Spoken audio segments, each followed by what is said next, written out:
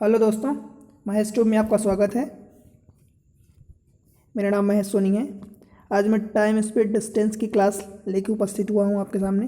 ठीक है, तो इसमें हम पढ़ेंगे कि एक्चुअली टाइम स्पीड डिस्टेंस जो हम बार बार हमेशा नाम सुनते हैं, पढ़ते रहते हैं। ठीक है, टाइम स्पीड डिस्टेंस। ठीक है, टाइम को हिंदी में समय कहते हैं, स्पीड को चाल कहते हैं, डिस्टेंस को दूरी कहते हैं। ठीक है, इनमें का रिलेशन होता है time equal to distance upon speed. इसी को आप और चेंज करें तो स्पीड को इधर ले जाएं, टाइम को इधर ले जाएं, तो speed is equal to distance upon time. या इसी को और चेंज करें तो डिस्टेंस निकालें तो distance equal to speed into time. ठीक, एक्चुअली क्या होता है, देखिए मैं आपको अगर याद करवाने की कोशिश करूं तो आपने एस का नाम सुना है, एस तो एस इंटू टी, इन दोनों का मल्टीप्लाई इज इक्वल टू, आप टी कर दीजिए, डी मतलब डी मतलब डिस्टेंस हो गया, दूरी हो गया, S into T speed into time. ठीक है, मतलब समय इंटू चाल इज इक्वल टू दूरी होता है, ये फार्मूला होता है। इस फार्मूले को हम कई जगह अप्लाई करते हैं, कई पैटर्न में क्वेश्चन आते हैं। जैसे ट्रेन वाले हो गए, ट्रेन प्लेटफॉर्म वाले हो गए, दो ट्रेन आपस में एक दूसरे की ओर आ रही हैं, एक दूसरे की डायरेक्शन में, सेम डायरेक्शन में जा रही हैं, किसी पोल को क्रॉस कर रही हैं। देखिए, किसी पोल को क्रॉस कर रही हैं, पोल मतलब खंभा, किसी पॉइंट को मतलब क्रॉस कर रही हैं वो ट्रेन, किसी मैन को, राइट, किसी ट्री को मतलब पेड़ को, इन सब को क्रॉस कर रही हैं ट्रेन। तो ट्रेन वाले क्वेश्चन में क्या होता है, देखिए एक्चुअली कि इनकी डिस्टेंस जो है, ट्रेन की लेंथ, ट्रेन की लंबाई के कंपेयर में इनकी खुद की डिस्टेंस तो ब्रेड्थ जो है एक निग्लेजिबल होती है, इसलिए हम उसको हटा देते हैं, एक मतलब उसको कंसीडर ही नहीं करते हैं, राइट। बट अगर इसी की जगह आपसे बोल दिया जाए, ट्रेन का स्टेशन का प्लेटफॉर्म बोल दिया जाए, राइट, प्लेटफॉर्म बोल दिया जाए, तो प्लेटफॉर्म की लेंथ तो आप जानते हैं कि ट्रेन के कंपेयर में कभी कभी ज़्यादा भी होती है, कभी कभी कम भी होती है, जनरली ज़्यादा ही होती है ना। तो इसकी डिस्टेंस, तो डिस्टेंस का मतलब यहाँ पर क्या है, दूरी का मतलब यहाँ ट्रेन अथवा प्लेटफॉर्म की लेंथ, इनकी जो खुद की लंबाई है उसी को कंसिडर करेंगे। यहाँ डिस्टेंस का मतलब ये नहीं हुआ कि हम यहाँ से मतलब किसी पॉइंट ए से किसी पॉइंट बी के बीच 15 किलोमीटर की डिस्टेंस ट्रेवल कर रहे हैं, 15 किलोमीटर की दूरी, राइट। डिस्टेंस का मतलब कि जिस रिस्पेक्ट में बात हो रही है उसके रिस्पेक्ट में आपको डिस्टेंस लेनी होती है। ठीक है, इन केसेस में क्या हुआ, प्लेटफॉर्म में या ट्रेन में इनकी खुद की जो लंबाई होती है, लेंथ होती है, वही डिस्टेंस का काम करती है, राइट। और जो हम एक दूसरा बात करते हैं कि एक आदमी यहाँ से ए से बी तक गया, 15 किलोमीटर डिस्टेंस की ट्रेवल किया, फिर बी से सी गया, वहाँ से 20 किलोमीटर डिस्टेंस किया, तो यहाँ पर वो डिस्टेंस कंसिडर करते हैं। ठीक है, इसी पर बेस्ड क्वेश्चन करेंगे, लेकिन उससे पहले मैं आपको कुछ फंडे बताना चाहता हूँ जो यूनिट कन्वर्ट करने में आपको मदद करेंगे। जैसे होता है 1 किलोमीटर पर आवर होता है, इसी चीज़ को किलोमीटर ये पर आवर होता है। दरअसल इसका मतलब ये होता है कि किलोमीटर पर घंटा होता है। ठीक है, आर मतलब घंटा, किलोमीटर, ठीक है। एक होता है इसी को मीटर पर सेकेंड होता है, ये ऐसा भी लिखते हैं मीटर पर सेकेंड, अथवा इसी का मतलब होता है मीटर पर सेकेंड। पर का मतलब एक्चुअली होता है कि डिवाइडेड बाय, ठीक है, भाग देना, राइट, ये होता है। अब देखिए, जब हम क्या करते हैं, जब इनको कन्वर्ट करते हैं तो 1 किलोमीटर में क्या होता है, 1000 मीटर होता है ना। 1 घंटे में कितना होता है, 60 मिनट होता है, और 1 मिनट में कितना होता है, 60 सेकेंड होता है।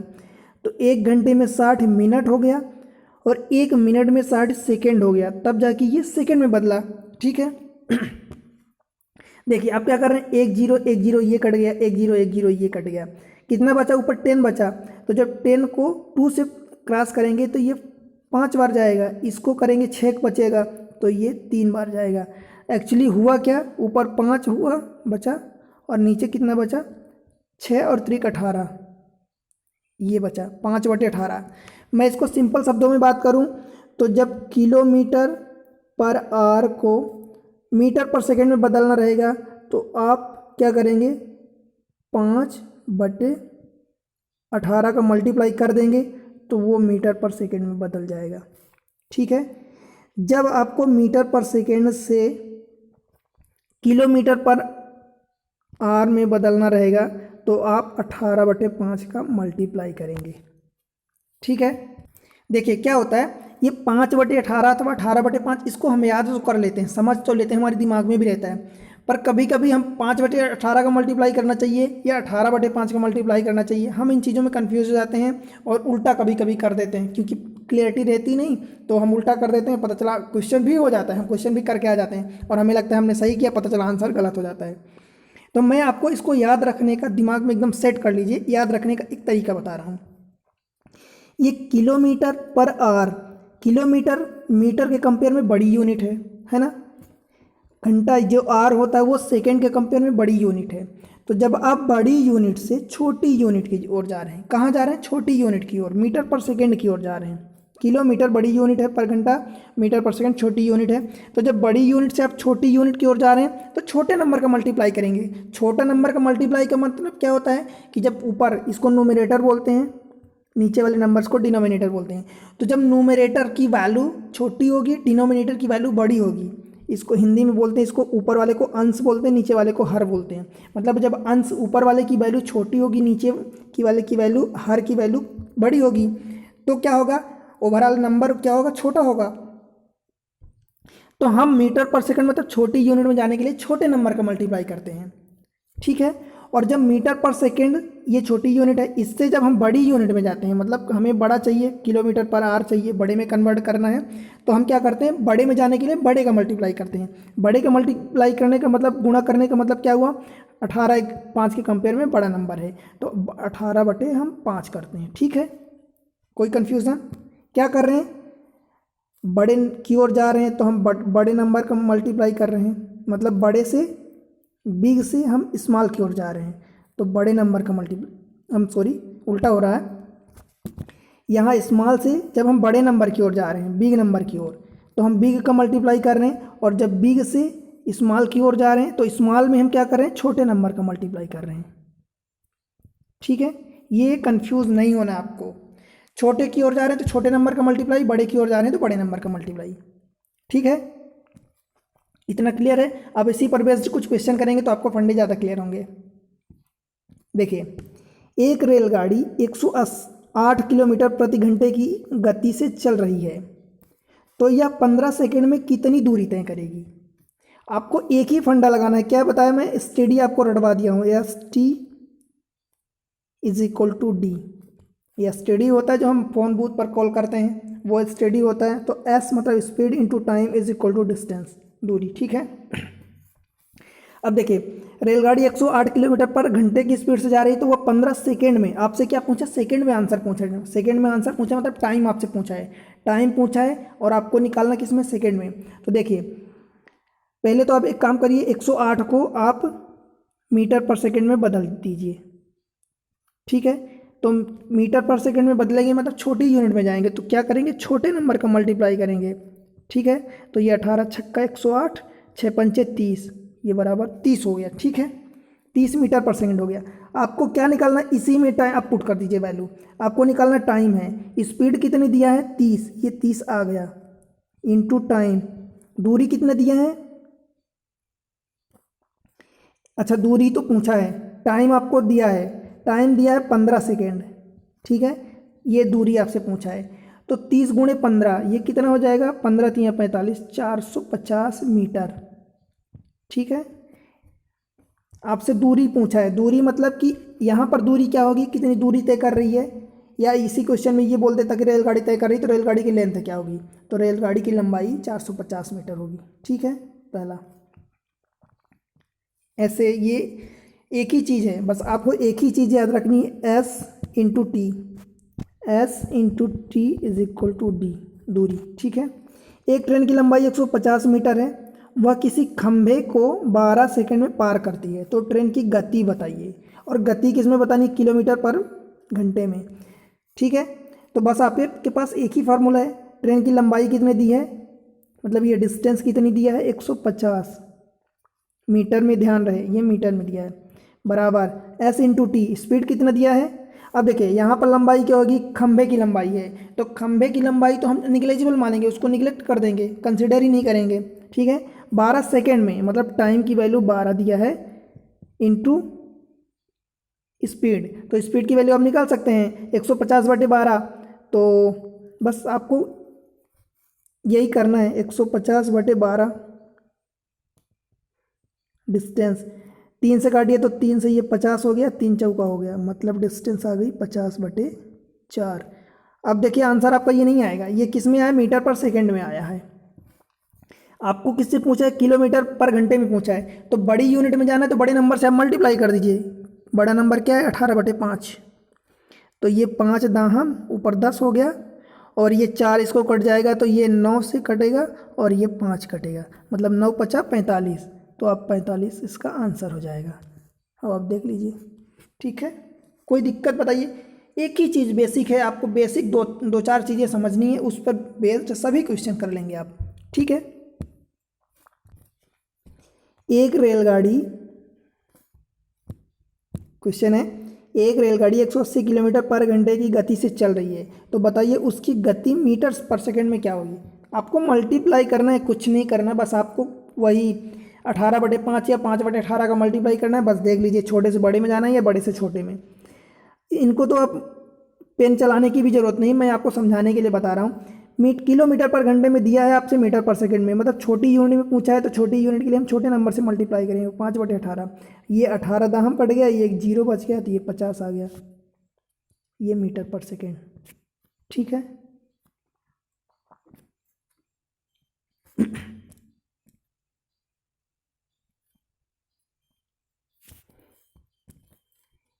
अगला क्वेश्चन है, एक 100 मीटर लंबी रेलगाड़ी 30 किलोमीटर प्रति घंटे की चाल से चल रही है, रेलवे लाइन के पास खड़े एक व्यक्ति को कितने सेकंड में पार करेगी। अब बताइए, व्यक्ति की तो कोई लेंथ लंबाई होगी नहीं कि व्यक्ति की लंबाई कंसीडर करने लायक है, वो तो निग्लेजिबल है, उसको कंसीडर करने लायक ही नहीं है। तो बस टोटल लेंथ क्या है, STD, यही फार्मूला है अपना, ST = D, ठीक है। लेंथ कितनी है, मतलब कि ये डिस्टेंस कितनी है, इधर लेफ्ट में कर देता हूँ 100 मीटर बराबर, आप राइट में ही कर दीजिए, कोई बात नहीं। लंबी रेलगाड़ी कितनी है, 30 किलोमीटर, इसकी स्पीड 30 किलोमीटर पर घंटे की स्पीड से चल रही, तो इसको आप मीटर पर सेकेंड में बदलेंगे तो क्या करेंगे, 5/18 का मल्टीप्लाई करेंगे। टाइम पूछा है, बस ये टाइम है, ठीक है। देखिए 1 0 ये कट गया, 3 से काटेंगे तो ये 3 6 का 18, ठीक है। इस 5 से काटेंगे तो ये 5 दूनी 10, अब ये 6 इधर जाएगा तो टाइम = 6 दूनी 12 सेकेंड, ठीक है। ये आपको कैलकुलेशन करना है, कैलकुलेशन मुझे उम्मीद है कि आपसे आसानी से कर लेते होंगे, बन जाता होगा, और नहीं बनता तो आप छोटे छोटे कैलकुलेशन पर ध्यान दीजिए, बनने लगेगा धीरे धीरे, ठीक है। अगला क्वेश्चन है, 200 मीटर लंबी ट्रेन 72 किलोमीटर पर घंटे की चाल से चल रही है, यह 200 मीटर लंबे प्लेटफॉर्म को कितने समय में पार करेगी। देखिए अब यहाँ पर दो लंबाई आ गई, एक 200 मीटर लंबी ट्रेन है, डिस्टेंस = ST, यही होता है STD, यही होता है, बस लेफ्ट राइट आप कुछ भी कर सकते हैं। अब टोटल लंबाई कितनी हो गई है, 200 और 200 मीटर, 200 मीटर लंबाई ट्रेन की है, 200 मीटर प्लेटफॉर्म की, तो टोटल लंबाई कितनी है, 400 हो गई, ठीक है। लंबाई हमेशा जुड़ती है, क्योंकि लंबाई जो है सदिश राशि, वेक्टर नहीं है, वो एक स्केलर है, मतलब अदिश राशि है, तो लंबाई हमेशा जुड़ जाती है, ठीक है। 2 और 2 400 हो गया। अब आपसे पूछा क्या, कितने समय में पार करेगी, समय आपसे पूछा है, स्पीड कितनी दी है, 72 किलोमीटर पर घंटे।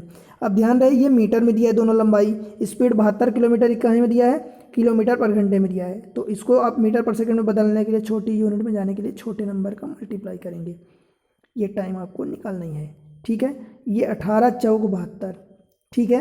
अब आप ये समझ रहे होंगे कि ये 4 से ये 4 काट सकते हैं, बचेगा 100, तो 100/5 मतलब टाइम आ गया, 100/5 मतलब कितना होगा, 20, ठीक है। अगला क्वेश्चन, एक बस की चाल 36 किलोमीटर पर घंटा है, ठीक है, उसके द्वारा 15 सेकेंड में तय की गई दूरी, अब आप खुद देखिए कि अगर ये 36 किलोमीटर पर घंटा है तो पहले तो आप इसको मीटर पर सेकंड में बदल लें। तो छोटी यूनिट में बदलने के लिए आपको छोटे नंबर का मल्टीप्लाई करना पड़ेगा 5/18 का, तो ये 18 दूनी 5 दूनी 10।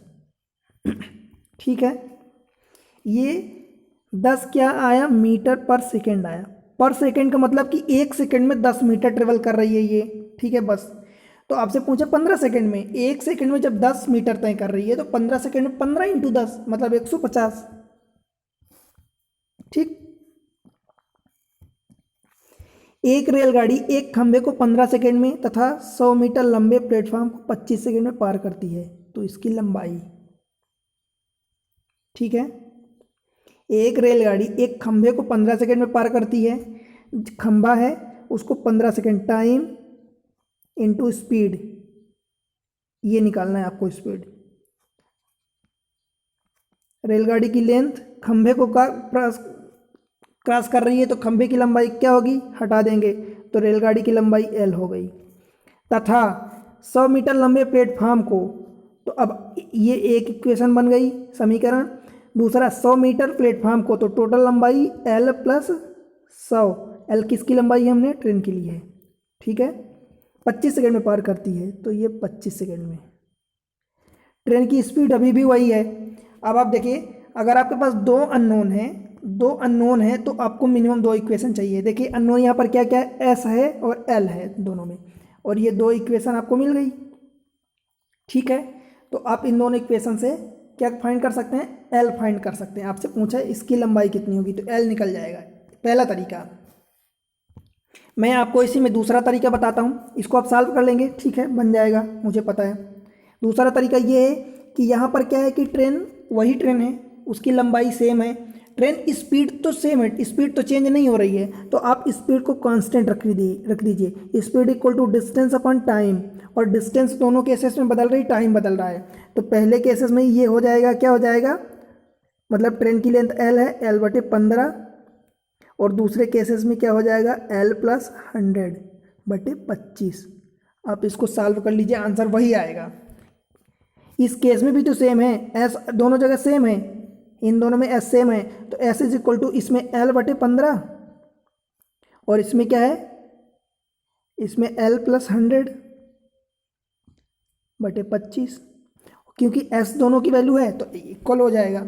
बस आपको सॉल्व करना है, सॉल्व करके देखिए L/15 है और ये L + 100/25 है, तो 5 × 3 = 15, 5 × 5 = 25, 5L = 3L + 300, तो ये 2L हो जाएगा, 5L 3L इधर है, 2L = 300, तो L = कितना हो जाएगा, 150। ये आंसर है, सीधा सीधा, कुछ भी नहीं है। ठीक है, अगला क्वेश्चन है, देखिए 150 मीटर लंबी ट्रेन की गति 50 किलोमीटर पर घंटा है। ठीक है, 600 मीटर लंबे प्लेटफॉर्म को पार करने में कितना समय लगेगी। अब देखिए कुछ नहीं है बताइए, कुछ भी नहीं है।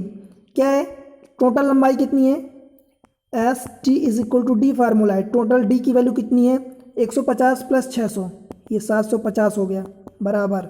अपने को क्या पूछा है, कितना समय लगेगा, तो टाइम इंटू स्पीड कितनी दी है, 50। अब 50 तो किलोमीटर में दिया है, तो इसको मीटर पर सेकंड में बनाने के लिए हमें 5/18 का मल्टीप्लाई करना पड़ेगा। ठीक है, ये 50 है, ये 0 कट गया, ये 5 25, तो 25 × 75 कट जाएगा ना ये, तो ये टाइम = ये 18 का मल्टीप्लाई हो जाएगा, तो 18 × 3 54। ठीक,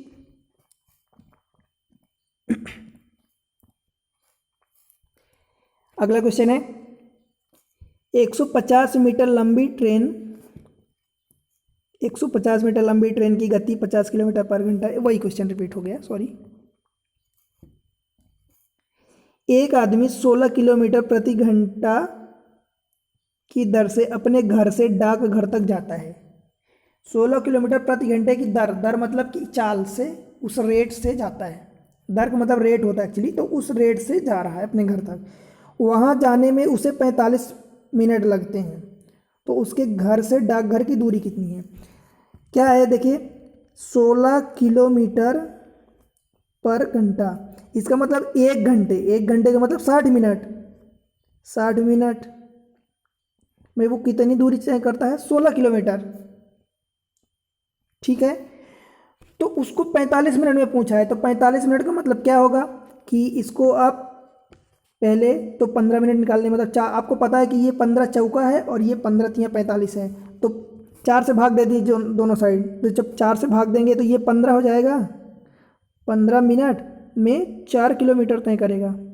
अब आपको 45 निकालना है, 15 का मल्टीपल, तो 3 का मल्टीप्लाई करेंगे, तो 3 का इधर भी मल्टीप्लाई कर दीजिए, 3 का इधर भी, तो 4 तिहाई 12 किलोमीटर। ये चीज़ें आप कैलकुलेशन से बता रहा हूँ, आप तो वैसे भी निकाल सकते हैं कि 16 किलोमीटर 1 घंटे में चल रहा है, तो बस उसका 3/4 आपको निकालना है 45 मिनट में। ठीक, अगला क्वेश्चन है, एक बस 43 घंटे में 2924 किलोमीटर की दूरी तय करती है, तो बस की चाल कुछ नहीं है, बताइए। आपको क्या दिया है? टाइम दिया है, ST=D। आपसे पूछा चाल मतलब S पूछा है, टाइम कितना दिया है? 43 घंटे, डिस्टेंस कितना दिया है? 2924 किलोमीटर में, पूरा सब कुछ दिया है, किलोमीटर पर घंटे में सब कुछ दिया है, तो 43 से इधर भाग दे दीजिए, तो स्पीड =2924/43। अब ये भाग देना, नंबर बड़ा है, बस आपको देखना है कि ये 4 सते 28 और तो 7 बार अगर ले जाता हूँ तो ये 7, तो 3 सते 21, 7 त्रिक 21 हासिल 2, 7 चौक 28, 2 30, तो 301 ज़्यादा हो रहा है, तो 7 बार ना ले जाके हम 6 बार ले जाते हैं, तो 6 त्रिक 18, ठीक, और हासिल 1 और 6 चौक 24 25, 258 हुआ। अब 292 में से 258 माइनस करेंगे तो ये 4 हो गया, ये 6 हो गया, तो ये 3 हो गया, ठीक है, और ये 0 हो गया। फिर अगला ये 4 कैरी आ जाएगा, 4, तो देखिए यहाँ से 301 और 344 मतलब 43 और ऐड करेंगे, तो अभी 7 बार जब गया था, इस बार एक बार और जाएगा, तो 7 की जगह 8 हो जाएगा, तो ये 68 किलोमीटर पर घंटा आ जाएगा। कुल मिला के कैलकुलेशन है, यहाँ कुछ भी नहीं है, एक ही फार्मूला लग रहा है। ठीक, आखिरी क्वेश्चन है, एक कार 80 किलोमीटर प्रति घंटे की चाल से 10 घंटे में अपनी यात्रा पूरी करती है। 80 किलोमीटर पर घंटे की चाल से 10 घंटे में अपनी यात्रा पूरी करती है, मतलब टोटल उसकी यात्रा में दूरी कितनी होगी? 80 गुणे 10, ये टोटल दूरी होगी कितनी? 800 किलोमीटर। ठीक है, यदि यही दूरी 8 घंटे में तय करनी हो तो 8 से भाग दे दीजिए, तो कार की गति और कितनी ज़्यादा होनी चाहिए? और कितनी ज़्यादा होनी चाहिए? तो जब 8 घंटे में पूरी करनी है यही दूरी, तो 8 से भाग देंगे तो ये कितना आ जाएगा? 100 आ जाएगा। तो पहले कितनी थी दूरी, मतलब चाल 80 किलोमीटर थी, अब जाके 100 हो गई, तो मतलब बढ़ी कितनी? 20 किलोमीटर पर घंटा। ठीक है, तो ये 20 आंसर हो जाएगा। और कितनी होनी चाहिए वो अंतर पूछा है, मतलब पहले जितनी थी उससे और कितनी बढ़ा दें कि इतनी में 8 घंटे लगे, जहाँ पहले 10 घंटे लगते थे। ठीक है, अगर आपसे यही और की बजाय पूछा होता कि अब कितनी हो जाएगी, तो आपको 80 की बजाय 100 आंसर बताना होता। ठीक है, तो इस तरीके से क्या होता है, एक ही चीज़ें हैं, टोटल स्पीड ST=D। अब ये डिस्टेंस कभी ट्रेन की लेंथ होगी, कभी प्लेटफॉर्म की लेंथ होगी, कभी दोनों की, कभी 2 ट्रेन एक दूसरे को क्रॉस कर रही है तो वो हो जाएगी, दोनों का सम हो जाएगा। ठीक है, एक एक चीज़ें क्लियर कर रहा हूँ। डिस्टेंस में कभी 2 ट्रेनें क्रॉस करेंगी एक दूसरे को तो ट्रेन की लेंथ जुड़ जाएगी, कभी प्लेटफॉर्म को क्रॉस करेंगी तो प्लेटफॉर्म की ट्रेन और प्लेटफॉर्म की लेंथ हो जाएगी। ये पोल, आदमी, ठीक है, ये जो छोटी छोटी चीज़ें हैं इनको हटा देंगे, इनकी लेंथ नहीं कंसिडर करते। अब एक और पैटर्न होता है, जैसे कि उसने बोला कि अभी एक क्वेश्चन अग्री में कि वो इतनी बस इतनी स्पीड से जा रही है, इतनी स्पीड से जा रही है, यहाँ पहुँची, फिर वहाँ से यहाँ गई, तो वो डिस्टेंस हमेशा जुड़ जाती है, वो बदल जाती है। कभी ट्रेन की लेंथ है तो कभी आदमी यहाँ से 50 किलोमीटर गया, 100 किलोमीटर गया, 25 किलोमीटर गया, तो वो डिस्टेंस हो जाती है। ठीक, टाइम हमेशा आप जानते ही हैं, स्पीड मतलब चाल। अब ये कभी कभी हम 2 चाल को ऐड करते हैं, कभी 2 चाल को सब्ट्रैक्ट कर देते हैं। ठीक है, एक को प्लस एक को माइनस ले लेते हैं। वो कैसे होता है, क्योंकि चाल एक वेक्टर, चाल मतलब एक्चुअली गति होती है, मोशन होता है। तो ये एक वेक्टर प्रोडक्ट होता है, वेक्टर होता है, इसलिए हम इसका अलजेब्रिक सम मतलब चिन्ह सहित लेते हैं। तो अगर दोनों, अब आप स्वयं खुद सोचिए कि दो, अगर आप मान लीजिए कभी ट्रेन में जाते हैं तो आपकी ट्रेन इधर जा रही है, ठीक है, और एक बगल से भी ट्रेन जो साइड से जा रही है कभी कभी इधर जाती है, अगर पैरेलल पटरियां हैं, 2 लाइन 3 लाइन की पटरियां हैं तो पैरेलल जाती है, तो क्योंकि ए पैरेलल जा रही है तो आपकी स्पीड और इसकी स्पीड में जो अंतर होगा वही चीज़ें आपको उतनी स्पीड महसूस होगी, उससे ज़्यादा स्पीड नहीं महसूस होगी, क्योंकि उतनी स्पीड तो आप उसके साथ बैलेंस कर रहे हैं। जैसे आप ट्रेन, जनरली आपको ट्रेन में ऐसा देखने को नहीं मिलेगा, पर आप बाइक में कभी या छोटे गाड़ियों में, 2 व्हीलर 4 व्हीलर्स में आप देखते होंगे, तो ये चीज़ें आपको महसूस होती होंगी। पर जब आप इन्हीं बाइक्स में या ट्रेन्स में या गाड़ियों में देखते होंगे कि एक ट्रेन, आपकी गाड़ी इधर जा रही है और दूसरी सामने से आपके अपोजिट डायरेक्शन में जा रही है, तो वहाँ पर स्पीड ज़्यादा महसूस होती है। क्यों? क्योंकि सामने वाले की स्पीड जुड़ जाती है, ठीक है, यहाँ उल्टा होता है, सामने वाली की स्पीड जुड़ जाती है इस केसेस में, और यहाँ पर सब्ट्रैक्ट हो जाता है। ये चीज़ें ध्यान रखनी है, ठीक है, बस इतना ही है और कुछ नहीं है, कुछ खास नहीं है। यूनिट आपको बता ही दिया कि आपको किलोमीटर से, ये बड़ी यूनिट से छोटे में जाना है, तो छोटे नंबर का मल्टीप्लाई कर देंगे तो ये मीटर पर सेकेंड आ जाएगा, और अगर मीटर पर सेकेंड से किलोमीटर में आपको जाना बड़ी यूनिट में, तो बड़े नंबर का मल्टीप्लाई कर देंगे, 18/5, तो ये किलोमीटर पर घंटे में आ जाएगा। बस इतना ही कुछ है, ठीक है। तो इस तरीके से आप जुड़े रहिए, महेश ट्यूब चैनल को आप देखते हैं तो इसको सब्सक्राइब करें, ठीक है, इससे हमें मोटिवेशन मिलता है, राइट। और आपको जिस टॉपिक पर वीडियो चाहिए उस टॉपिक पर बताएं, क्योंकि आज के लगभग सभी कम्पिटेटिव एग्ज़ाम, आपको बता दूं, एसएससी हो गया, बैंकिंग में कितने सारे एग्ज़ाम होते हैं, ठीक है। बैंकिंग के अलावा अभी रेलवे ग्रुप डी के एग्ज़ाम चल रहे हैं, वो होते हैं, कैट के एग्ज़ाम में तो होता ही है, कितने सारे एग्ज़ाम होते हैं। ऐसा कोई एग्ज़ाम नहीं जहाँ बैंकिंग मतलब कि क्वांट सेक्शन या रीजनिंग सेक्शन के ऐसे ये क्वेश्चंस ना आ जाएं, क्वांटिटेटिव एप्टीट्यूड सब जगह आते हैं। तो इसलिए आप पढ़िए, खुद प्रैक्टिस करिए, मेहनत करिए, और जिस टॉपिक पर आपको लेक्चर चाहिए, जो टॉपिक नहीं समझ में आ रहा, आप कमेंट्स करेंगे तो मैं उस पर आपको लेक्चर बना दूंगा, राइट। तो मिलते हैं, बाय बाय, तब तक के लिए।